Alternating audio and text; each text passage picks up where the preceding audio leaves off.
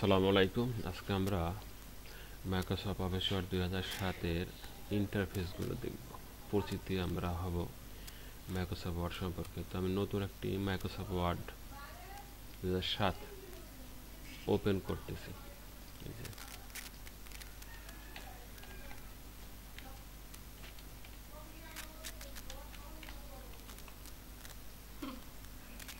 Double click করে open করলাম। তো এই হচ্ছে আমার মাইক্রোসফট ওয়ার্ড এর ইন্টারফেস।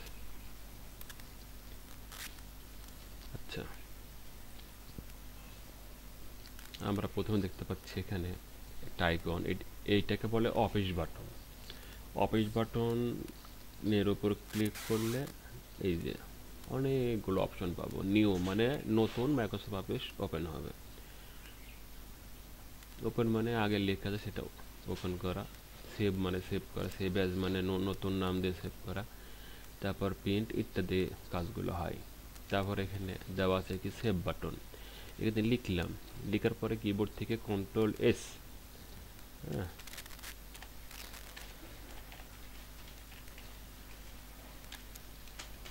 কন্ট্রোল এস অর্থাৎ চাপলে কি হবে, আমার এই লেখাটি সেভ হয়ে যাবে। লেখাটি সেভ হয়ে যাবে, অথবা এখানে ক্লিক করলে এটা সেভ হয়ে যাবে। এটা হচ্ছে আনডু। আনডু মানে কি, এই যে আনডু মানে আমি যা করলাম সেটা না আবার পিছনে যাওয়া, ব্যাকে যাওয়া। আর এটা হচ্ছে রিডু। এটা হচ্ছে রিডু। এই যে রিডু মানে ব্যাক থেকে আবার সামনের দিকে যাওয়া। এটা হচ্ছে quick access icon. Quick access icon, এই আইকনের কাজ হচ্ছে এখানে যেমন এই তিনটা আমরা দেখলাম, সেভ, আনডু, রিডু, হ্যাঁ। তো যাই হোক, আমরা এখানে আরো অনেক কিছু আইটেম অ্যাড করতে পারি। আমরা এটা দেখব একটু পরে। এই হচ্ছে এইবার গেল, এটা হচ্ছে টাইটেল বার। আমার অফিস ওয়ার্ডটা কি নামে আছে, নিউ আন্ডারস্কোর 2007 নামে আছে, এখানে নামটা শো করবে। এটা হচ্ছে মিনিমাইজ। এটাতে ক্লিক করলে কি হবে, আমার এই ওয়ার্ডের যে পেজটা ছিল সেটা কি হবে, সেটা হাইড হয়ে যাবে বা এখানে এসে জমা হবে। এই যে এখানে এই যে এইটা হচ্ছে টাস্ক বার, টাস্ক বার এসে জমা হবে, মিনিমাইজ করলে জমা হবে। তারপর একটা হচ্ছে রিস্টোর। রিস্টোর করলে কি হবে, এর সাইজটা ছোট হয়ে যাবে। আমি চাইলে অনেক সময় ছোট করতে পারি, ছোট করে রেখে দিয়ে আমি অন্য কাজ করতে পারি। আমিও আমার কম্পিউটারে অন্য কাজ যা আছে সেটা কি করতে পারি, করতে পারি। এই জন্য কী করতে হয়, অনেক সময় রিস্টোর করতে হয়। তারপর হচ্ছে কি ক্লোজ। এটাতে গুণজনে দিলে কি হবে, ক্লোজ হয়ে যাবে। আমার যে ওয়ার্ড ওপেন ছিল সেটা কি হয়ে গেল, ক্লোজ হয়ে গেল। দেখো, এটাকে আমি আবার ওপেন করতেছি, রাইট বাটন ক্লিক করে ওপেন, ওপেন হয়ে গেল। হ্যাঁ, আচ্ছা, এবার হচ্ছে হোম একটি মেনু, ইনসার্ট একটি মেনু, পেজ লেআউট একটি মেনু, রেফারেন্স একটি মেনু, মেলিং একটা মেনু, রিভিউ একটা মেনু, ভিউ একটা মেনু। এই প্রত্যেকটা মেনুর আন্ডার আবার কি আছে কিছু দেখেন, কমান্ড গ্রুপ আছে। এটা হচ্ছে ক্লিপবোর্ড কমান্ড গ্রুপ, এটা ফন্ট কমান্ড গ্রুপ, এটা প্যারাগ্রাফ, এটা স্টাইল। এই অনেকগুলো কমান্ড গ্রুপ আছে এবং সবার কি আলাদা আলাদা কাজ আছে। এইগুলোকে বলা হয় কমান্ড গ্রুপ, আর এগুলো হচ্ছে কি মেনু।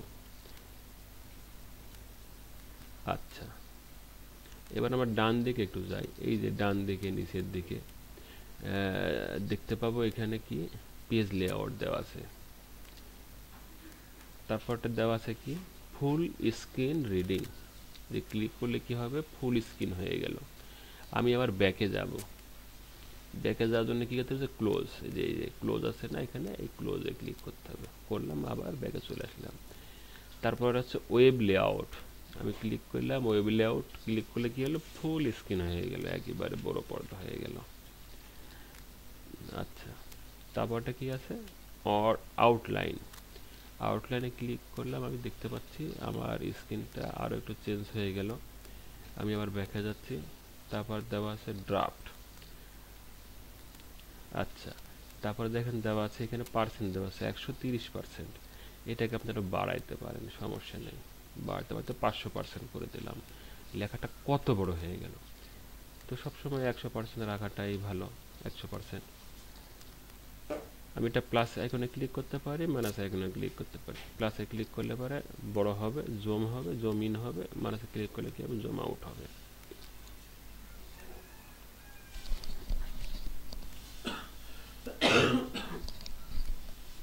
ডান দিকে যেটা আছে এই স্ক্রল বার, এটাকে টেনে আমরা নিচে আনতে পারি। অনেক পেজ থাকলে পরে সেক্ষেত্রে এটা আমাদের প্রয়োজন হয়, টেনে নিচে আনতে পারি আমরা এটাকে। আচ্ছা, আমরা দেখতে পাচ্ছি কি এখানে পেজ 1 of 1, অর্থাৎ আমার এখানে একটা পেজ ওপেন আছে। যদি আমি এখানে কখনো দুইটা পেজ ওপেন করি, এই যে দুইটা পেজ ওপেন হয়ে আছে। হ্যাঁ, আর এখানে ওয়ার্ড কয়টা, দুইটা, এই যে দুইটা ওয়ার্ড আছে। এই হচ্ছে মাইক্রোসফট অফিস ওয়ার্ড 2007-এর ইন্টারফেস। ওকে, ধন্যবাদ, আসসালামু আলাইকুম।